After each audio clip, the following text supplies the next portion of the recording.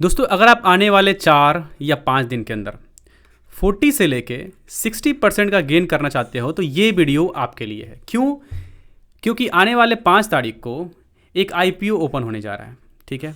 और इस आईपीओ का जीएमपी फिलहाल में 40 से लेके 60 के बीच में रेंज में रन कर रहा है।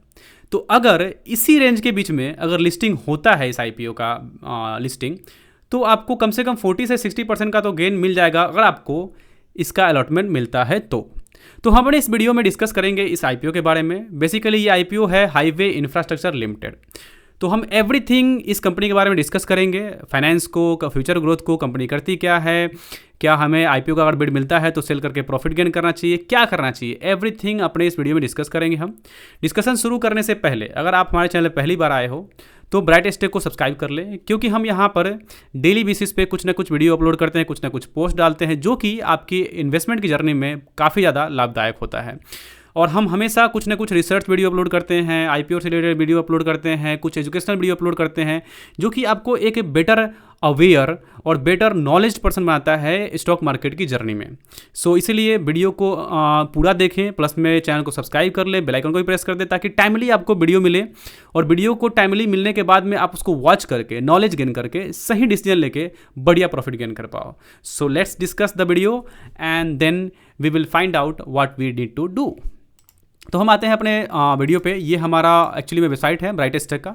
यहाँ पे हम डेली बेसिस पे कुछ ना कुछ आर्टिकल्स डालते हैं, जो भी पोटेंशियल स्टॉक होता है, जो भी आईपीओ होता है, इससे रिलेटेड हम कुछ ना कुछ आर्टिकल्स यहाँ पे डालते हैं। तो ये हमारा आर्टिकल्स है जिसमें कि हमने मॉर्निंग में ही इसे ऑलरेडी लिख के डाल दिया था। अब हम इसके ऊपर में वीडियो बना रहे हैं उन लोगों के लिए जो लोग पढ़ने में जिनको मुश्किलें होती हैं, जिनको कि वीडियो देखने में अच्छा लगता है, पसंद आता है, वीडियो से नॉलेज गेन करना चाहते हैं, उनके लिए हम ये वीडियो बनाते हैं। वैसे आप अगर चाहो तो आर्टिकल्स को जाके वहाँ से पढ़ सकते हो, तो आपको थोड़ी अगर पढ़ोगे तो आपको बेटर अंडरस्टैंडिंग मिल सकता है। तो आते हैं अपने इस वीडियो पे। पहले तो सबसे पहले जान लो कि ये आईपीओ जो है हाईवे इंफ्रास्ट्रक्चर लिमिटेड का आईपीओ है, ठीक है।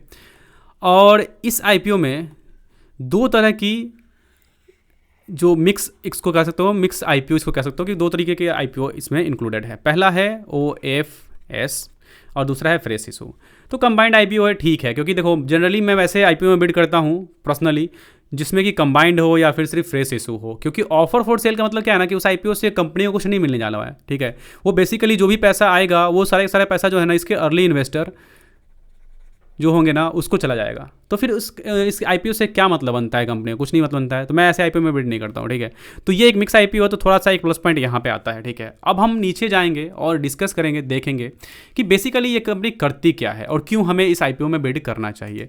तो आप अगर नीचे आओगे थोड़ा सा कंपनी के बारे में डिटेल्स अगर जानोगे तो आपको पता चलेगा कंपनी करती क्या है। देखो बेसिकली ये कंपनी जो है आपको बता दूँ, टूल आपने तो देखा होगा हाईवेज पे जो भी टूल्स वगैरह होते हैं, तो वहाँ पे जो टूल कनेक्शन जो कंपनी होती है ना, वो कंपनी बेसिकली जो इसने रोड बनाया है उसके लिए पैसा कलेक्ट करती है, जो भी वाहन वहाँ से क्रॉस करते हैं। तो ये कंपनी यही काम करती है, टूल कलेक्शन का काम करती है। और 70% ऑफ द इनकम कंपनी का टूल से ही आता है, ठीक है, 70% ऑफ द इनकम। अब सोचो कि इंडिया में इंफ्रास्ट्रक्चर जो है काफ़ी ज़्यादा डेवलप हो रहा है, गवर्नमेंट के काफ़ी सपोर्टिव प्रोजेक्ट हैं और इंडिया अभी भी डेवलपिंग कंट्री है। रोड्स वगैरह अभी भी बन रहे हैं, गांव में, शहर में, हाईवेज हमेशा बनते रहते हैं और हर एक 3-4 साल पर वहाँ पे कुछ ना कुछ रिपेयर का काम चलता रहता है, ठीक है। तो ऐसे में जो टूल्स है उनका इनकम तो रहेगा ही रहेगा। तो ऐसी स्थिति में ये जो कंपनी है इसका रेवेन्यू जो है फ्यूचर में रब्स्ट होने वाला है, ये तो कंफर्म है। क्योंकि अगर सपोज दैट अगर डेवलपमेंट नहीं होगा तो फिर इंडिया ग्रोथ करेगी नहीं, और इंडिया का ग्रोथ जर्नी में रोड का बहुत बड़ा योगदान है। अगर आप रोड से कनेक्टेड होगे तभी तो आप अपने सामान को एक जगह से शहर से दूसरे शहर में बेच सकते हो, एक कंट्री से दूसरे कंट्री में सेल कर सकते हो ईजिली और टाइम फ्रेम के अंदर। तो इसलिए गवर्नमेंट का ज़्यादातर जो इन्वेस्टमेंट है ना वो इंफ्रास्ट्रक्चर डेवलपमेंट पे है, रोड्स डेवलपमेंट पे है। और अगर ऐसा चीज़ होता है तो मेन रीज़न है कंपनी का वहीं से अर्निंग आना, क्योंकि टूल्स तो रहेगा ही रहेगा ना। अगर रोड बनेंगे तो टूल्स तो आएंगे ही आएंगे, और टूल्स को केयर करना का काम ये कंपनी करती है, हाईवे इंफ्रास्ट्रक्चर। तो इसीलिए उनका इनकम वहीं से आता है। और प्लस में सबसे मज़ेदार चीज़ ये है कि ये कुछ ही चुनी ऐसी कंपनी में से एक है जो कि इलेक्ट्रॉनिक का इस्तेमाल करती है, ठीक है। यहाँ पे आप देखो, मैं आपको दिखाता हूँ, ये नंबर प्लेट ANPR एक टेक्नोलॉजी है जिससे कि ऑटोमेटिक ये नंबर प्लेट को रिकॉग्निशन कर लेते हैं, प्लस में RFID based electronic tool use करते हैं, जहाँ की पेमेंट ऑटोमेटिक इलेक्ट्रॉनिक फॉर्मेट में ही कट हो जाता है, तो वहाँ पे टाइम कंजप्शन कम होता है। तो इसकी वजह से क्या है ना कि जो हाईवे ऐसे हैं, काफ़ी बिजी हाईवे हैं, जैसे कि दिल्ली मेरठ एक्सप्रेसवे है और GT रोड है, उन पे इनका ईजिली स्मूथली ट्रांजेक्शन होता है। तो इसीलिए ये कंपनी जो है ना काफ़ी इंपॉर्टेंट है, क्योंकि इसका ग्रोथ जर्नी बढ़िया है, ग्रोथ जर्नी अच्छा है। अभी इनका जो लगभग करीब में 11 स्टेट्स में इनका प्रेजेंस है, बट जो मोस्टली इनकम जो आता है वो मध्य प्रदेश से आता है। अब सोचो कि इंडिया में इतने सारे स्टेट्स हैं, ग्रोथ का जो जर्नी है अभी बहुत बड़ा है। अगर ये चाहें तो अपनी जर्नी को अदर स्टेट में भी डेवलप कर सकते हैं और वहाँ से इनका इनकम बढ़ सकता है। बट ऐसे नहीं है कि सिर्फ ये एक ही कंपनी है जो कि ऐसा काम करती है, और भी सारे कंपनी है, और ये बहुत ही कम्पिटिटिव मार्केट है, ठीक है। तो यहाँ पे कंटिन्यूसली प्रॉफिट गेन करना, कंटिन्यूसली रेवेन्यू जनरेट करना, ठीक है, ये बहुत बड़ा रिस्की होता है, क्योंकि ज़्यादातर जो कंपनी का जो कॉन्ट्रैक्ट है ना वो 1 ईयर का है, ठीक है। तो आप सोचो कि 1 साल के बाद में कंपनी को कॉन्ट्रैक्ट जो है ना रिन्यू करना होता है, या फिर न्यू कॉन्ट्रैक्ट के लिए बिड करना होता है।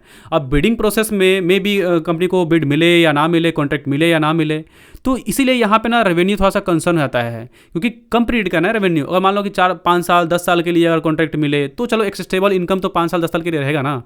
तो इसीलिए थोड़ा सा मेरे को यहाँ पे एक कंसर्निंग लगा रेवेन्यू में। और वो रेवेन्यू ना आप यहाँ पे देख सकते हो कंपनी के बेसिकली, अगर मैं आपको फाइनेंशियल स्नैपशॉट को दिखाऊं तो वहाँ पे आपको दिखेगा कि 2025 में ना रेवेन्यू घटा है कंपनी का, और रीज़न वही है कि कंपनी को कॉन्ट्रैक्ट मिले नहीं ज़्यादा, ठीक है। यहाँ पे आप देखो 23 में कहाँ था रेवेन्यू, 24 में कहाँ बढ़ के गया, और फिर 25 में घट गया, ठीक है।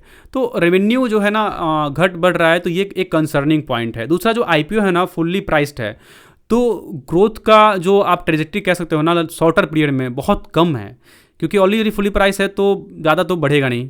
दूसरी चीज़ यहाँ पे अगर आप देखो तो कंपनी का जो प्रॉफिट मार्जिन है कुछ ज़्यादा नहीं है, यहाँ पे देखो बहुत कम प्रॉफिट मार्जिन है।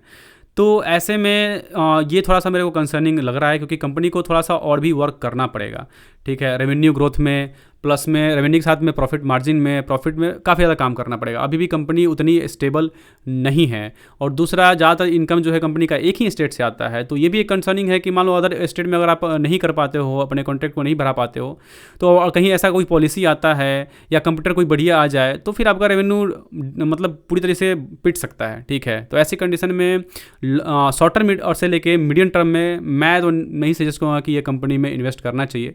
बट बेसिकली GMP जो है इसका हाई जा रहा है, तो वैसे में तो ऑब्वियसली बात है ना कि यहाँ पे जो लिस्टिंग गेन होगा वहाँ पे बढ़िया गेन आपको देखने को मिल सकता है, ठीक है।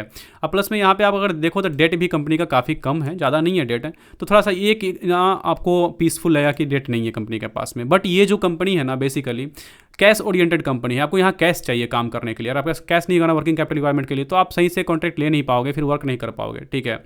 तो बेसिकली कंपनी को पैसे चाहिए होते हैं वर्किंग कैपिटल के लिए, वो बैंक से लोन लेती है, अदर पर्सन से लोन लेती है जो कि इनको लोन प्रोवाइड करते हैं काम करने के लिए, ठीक है।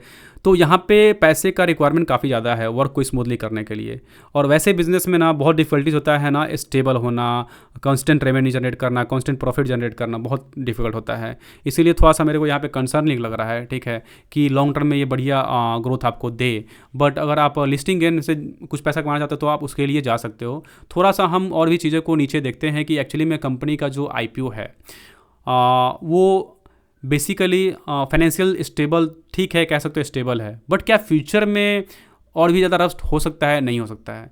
देखो, जब तक कंपनी अपने रेवेन्यू पे वर्क नहीं करेगी, प्रॉफिट पे वर्क नहीं करेगी और न्यू कॉन्ट्रैक्ट्स कंपनी को नहीं मिलेंगे ना, तब तक, और लॉन्ग टर्म पीरियड है जैसे कि 5 साल 10 साल है, तब तक कंपनी में ग्रोथ मुझे नहीं दिख रहा है, ठीक है। बेसिकली इसको नॉर्मल आप कह सकते हो IPO, बट GMP पता नहीं क्यों इतना हाई जा रहा है, मुझे तो खुद नहीं पता है, ठीक है।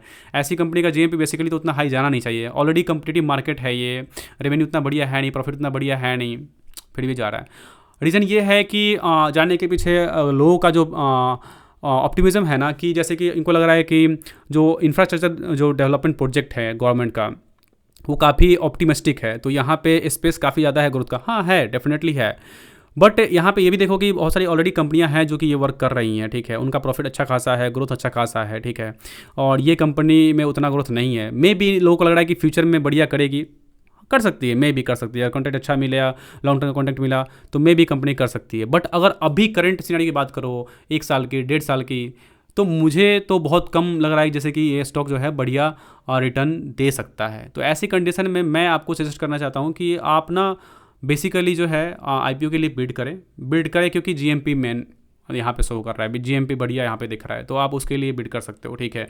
और फिर जैसे ही आपको उसका सब्सक्रिप्शन मिलता है तो आप सेल करके ना बाहर हो सकते हो। मेरा अपना खुद का पर्सनल है ओपिनियन कि अगर बिड करता हूँ, मुझे अगर मान लो कि सब्सक्रिप्शन मिल जाता है इसका, तो मैं फर्स्ट दिन ही सेल करके इससे बाहर निकल जाऊँगा, क्योंकि मैं वेट नहीं करूँगा। ऑलरेडी ये कंपनी उतनी पोटेंशियल वाली कंपनी अभी मेरे को दिख नहीं रही है, ठीक है। मैं लॉन्ग टर्म में भी होल्ड नहीं करूँगा इसको, डायरेक्ट सेल करूँगा और बाहर आ जाऊँगा। बट जो भी आपकी कंडीशंस है, आप अपने फाइनेंशियल एडवाइजर के अनुसार में लेके और तब लें। और आपको अगर लगे कि नहीं आप अगर लॉन्ग टर्म में जा सकते हो, आपको जैसे 10 साल 20 साल के लिए अगर होल्ड करना है तो उसके लिए कर सकते हो। बट अगर आप रिटेल इन्वेस्टर हो तो 10 साल के लिए 20 साल के लिए तो जाओगे नहीं, पैसा स्टक करोगे नहीं, ठीक है। आईपीओ लगाने का पैसा मेन मकसद होता है कि शॉर्ट टर्म में आपको प्रॉफिट गेन करना, राइट। तो शॉर्ट टर्म में प्रॉफिट गेन करने के लिए आप जस्ट अप्लाई करो, बिड आपको मिले, अगर मिल जाए तो राइट अवे लिस्टिंग के साथ ही आप सेल करके बाहर निकल सकते हो। मेरे पास होगा तो मैं ऐसा ही करूँगा, ठीक है। और बेसिकली जो आईपीओ है वो आपको 7 तारीख तक ओपन है, तो आप 7 तारीख तक इसमें बिड कर सकते हो। और तब तक के लिए बस इतना ही, कुछ खास इसमें आईपीओ में था नहीं तो मुझे कुछ डिस्कस करने को मिला नहीं। जो भी है मैंने आपको बता दिया। अब जो डिसीजन है आपके बिहाफ पे है, आपको नॉलेज मिल गया है, आपको जो करना है कर सकते हो। बेसिकली मैं यहाँ पे नॉलेज देने आया हूँ इस आईपीओ के बारे में, क्योंकि जीएमपी इसका हाई था। मैं इसके ऊपर वीडियो बनाने वाला था नहीं, मुझे ये कुछ खास आईपीओ लगा नहीं, बट जीएमपी हाई जा रहा था तो मुझे लगा चलो लोगों को अवेयर कर देना चाहिए क्या करना है क्या नहीं करना है। और बेसिकली जो मेरा जो भी वीडियो होता है उसमें आप ये बात हमेशा ध्यान रखना कि मैं कोई सेबी रजिस्टर्ड नहीं हूँ। यहाँ पे आपको दिख रहा होगा, ये वीडियो सिर्फ और सिर्फ एजुकेशनल पर्पस के लिए होता है, तो मैं कोई टाइमली एक्यूरेसी प्रॉफिटेबिलिटी सूटेबिलिटी का गारंटी नहीं देता हूँ। तो आप अपना नॉलेज बिल्ड कीजिए यहाँ से ना, हमारे चैनल से जो भी आपको नॉलेज मिलता है, जिससे कि आप अपने नॉलेज को शेयर कीजिए अपने फाइनेंशियल एडवाइजर के साथ में, डिस्कस कीजिए कि आप रिस्क ले सकते हो नहीं ले सकते हो। अगर आप रिस्क ले सकते हो तो आप जाइए बिड के लिए, अगर रिस्क नहीं ले सकते हो तो फिर आप इसको लॉन्ग टर्म के लिए मत जाओ, बिड करो, प्रॉफिट गेन करो, बाहर निकल जाओ, दैट्स ऑल। अगर मेरे पास में पैसा होगा, अगर इन्वेस्ट करने जाऊँगा तो मैं तो ऐसा ही करूँगा, राइट। आपको क्या करना है आप बेटर जानते हो। So thank you for watching and see you next video, till then bye bye.